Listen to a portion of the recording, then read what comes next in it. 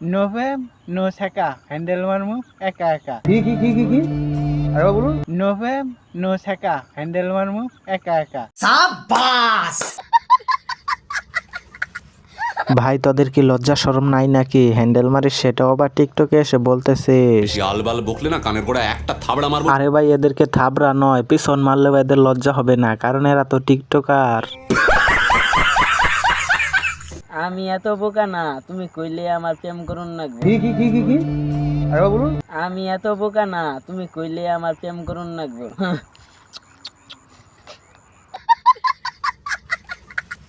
হ্যাঁ বান্ধবী, তুমি যতই চেষ্টা করো এই বন্ধুকে পটাতে পারবে না, কারণ বন্ধুর তো টুনটুনি নাই। বেশি আলবাল বকলে না কানের গোড়া একটা থাবড়া মারবো। না মানে আমি শুনছি আর কি, টিকটকারদের নাকি টুনটুনি থাকে না, তাই বললাম। কি বলেন? হ্যাঁ আমি ঠিকই বলতেছি।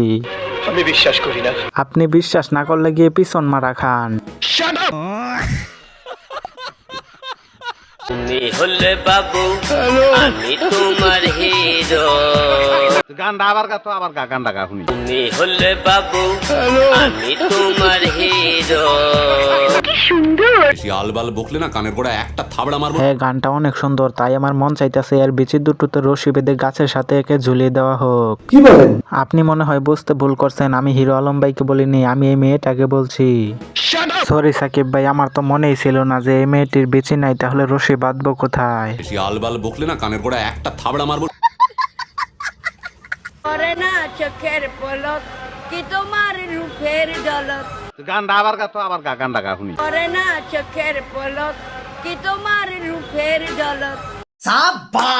আরে নানি, আপনি তো অনেক সুন্দর গান গাইতে পারেন, আপনার গান শুনে আমার দাঁড়িয়ে গেল বেশি আলবাল বকলে না কানের গোড়া একটা থাবড়া মারবো। মানে শরীরের লোম। 14 ফেব্রুয়ারি আমি কারো কাছ থেকে গোলাপ আশা করি না, কারণ আমি নিজে একটা গোলাপ। কি আরে বলুন। 14 ফেব্রুয়ারি আমি কারো কাছ থেকে গোলাপ আশা করি না, কারণ আমি নিজে একটা গোলাপ। আমি বিশ্বাস করি না।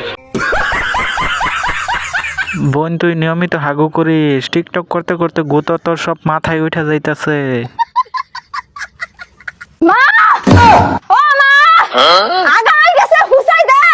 কি আরে বলুন। মা ও মা আগাই গেছে হুসাই দে। এটা আমার বান্ধবী ছাড়া আর কেউ না, কারণ আমার বান্ধবী হাগু দেওয়ার পর তার মাকে এভাবে ডাকে। তবে আমার সাদা মনে একটাই প্রশ্ন, মেয়েটা কি পায়জামা পরেই হাগু করছে নাকি? বেশি আলবাল বকলে না কানের গোড়া একটা থাবড়া মারবো। না আমাকে না বকে আপনি খেয়াল করে দেখেন, মেয়েটা কিন্তু এখনো পায়জামা পরেই আছে। সুজন ও সুজন সখী গো। আরে নানি, আপনি আমাকে পিছন মারবেন এটা আপনি বলতেই পারতেন, কিন্তু সবার সামনে এভাবে আমার নামটা নিয়ে আপনি এভাবে আমাকে পিছন মেরে দিলেন। আহারে চোখের পানিতে বোকটা বাইসা যায়।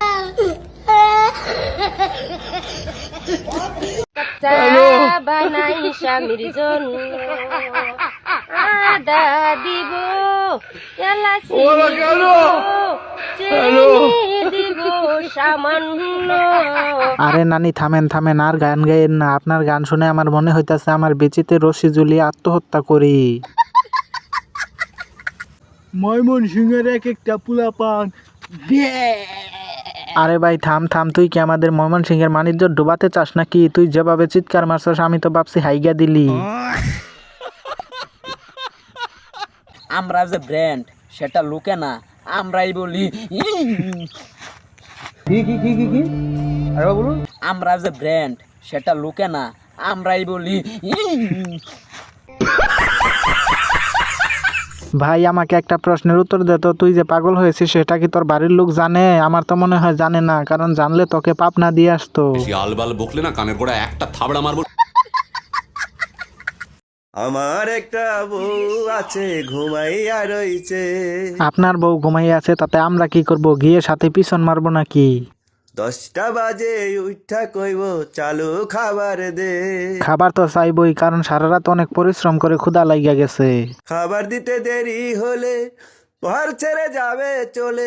যাবেই তো, ঠিক মতো যদি রান্না করে খাওয়াইতে না পারেন তাহলে আপনার মতো স্বামী দিয়ে কি ছিড়বে নাকি? বন্ধুর বাড়িতে এবার বুঝছি আপনার থেকে আপনার বন্ধু অনেক পারে, তাই তো আপনার বউ আপনাকে ছেড়ে আপনার বন্ধুর বাড়িতে চলে যায় আর আপনাকে দিয়ে খাটিয়ে নেয়। তো হ্যালো বন্ধুরা, আজকের জন্য ভিডিওটি এ পর্যন্ত। এই ভিডিওটি আপনার কাছে কেমন লাগলো তা অবশ্যই কমেন্টে জানিয়ে দিন। আর ভিডিওটি ভালো লাগলে ভিডিওতে একটি লাইক দিয়ে চ্যানেলটি সাবস্ক্রাইব করে আমাদের সাথেই থাকুন। তো দেখা হচ্ছে নেক্সট পার্টে। সে পর্যন্ত ভালো থাকুন, সুস্থ থাকুন, আল্লাহ হাফেজ।